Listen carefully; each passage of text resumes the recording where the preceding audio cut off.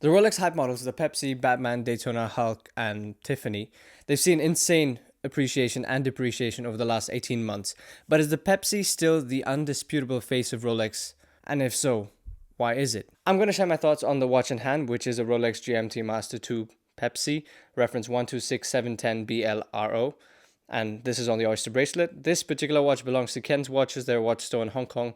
If you're interested, check them out below. So let's begin with the hands-on impressions of this Rolex Pepsi, and then we'll get into a debate on whether this is still the face of Rolex, whether it's worth the premium, and what makes this watch iconic. So hands-on impressions. When you pick up this watch, you immediately notice its weight, which gives you an impression of how solid this feels. This applies the same to all GMT Masters and by extension the Submariner as well. They're very similar. To me, there's a slight aura of expertise around this piece. I've thought about this a lot, whether it's just due to the preconceived notion of this watch being a Rolex or it's purely from the dimensional aspect of this watch. I'm fairly convinced it's due to the way this watch is dimensioned and machined. I don't feel the same way about the regular Rolex Oyster Perpetuals and certain other models like the Milgauss and Explorer.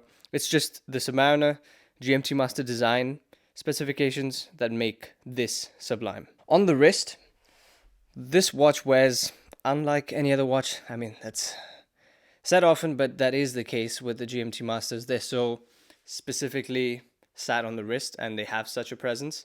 It's hard to really compare to other watches, except for the Submariner. That wears really similarly. The watch positions itself with authority on the wrist. Now that is the most pretentious statement I could come up with because this watch is very pretentious and it deserves that. Nice watch, but you can't get over the fact that it is quite pretentious. I think it's cool how the watch looks larger than it wears, so it kind of works on all sized wrists. I think it's due to the lug design and overhang of the bezel.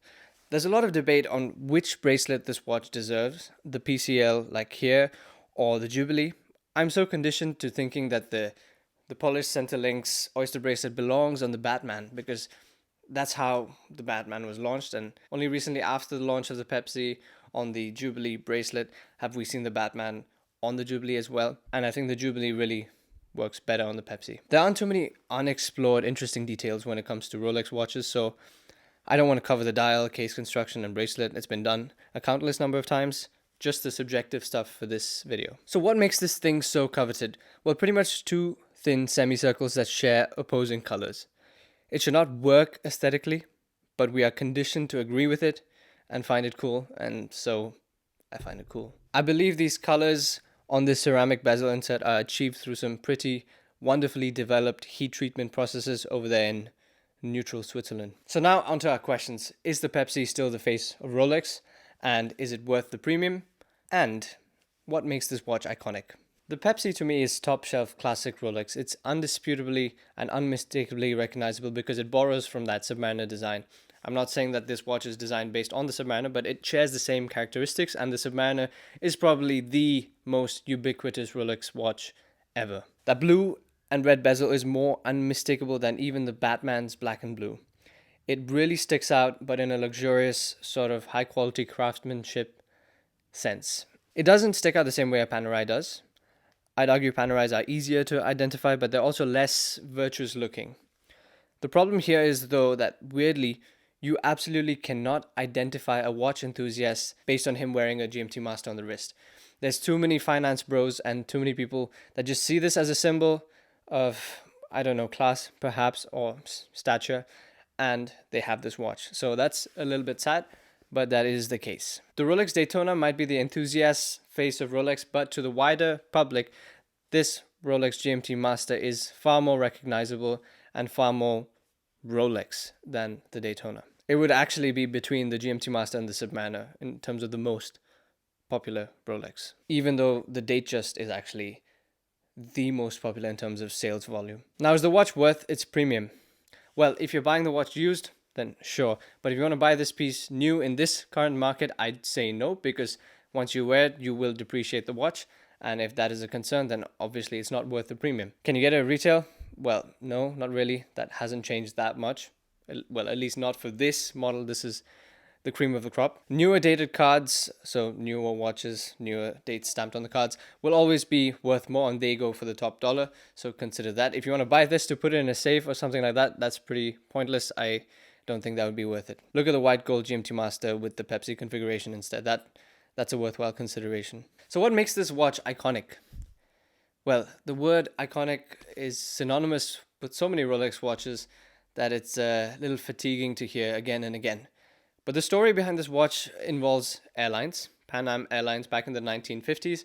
In 1954, they wanted a watch for their pilots to be able to read 2 time zones. They approached Rolex. Rolex agreed, used the same colors as Pan Am Airlines, the black and blue, hence this Pepsi configuration, and hence why people call this iconic. This is a reiteration, a newer version of that original Rolex reference 6542 watch.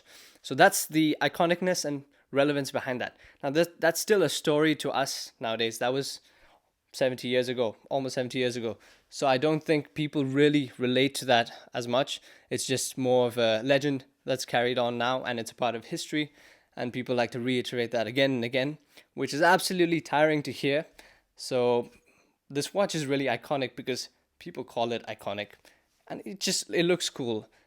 And so that, I think, is the true reason why this piece is iconic. If you've got some relevance to pilots or the actual use case, or you've got some family member that worked in Pan Am Airlines and got this watch, okay, I'd understand calling it iconic then. But for the vast majority of the public, it's just the original GMT Master from 1954. That is iconic. It's a nice watch. All these brands love to shill on the basis of history and emotion. Rolex have just done it way better than everyone else. Feel free to share your profound connection to Pan Am Airlines or this particular range of watch, or something somebody else did once upon a time long ago in the comments below. I know I'm being cheeky, but it just feels like that. See you in the next vid. Until then, check this vid out.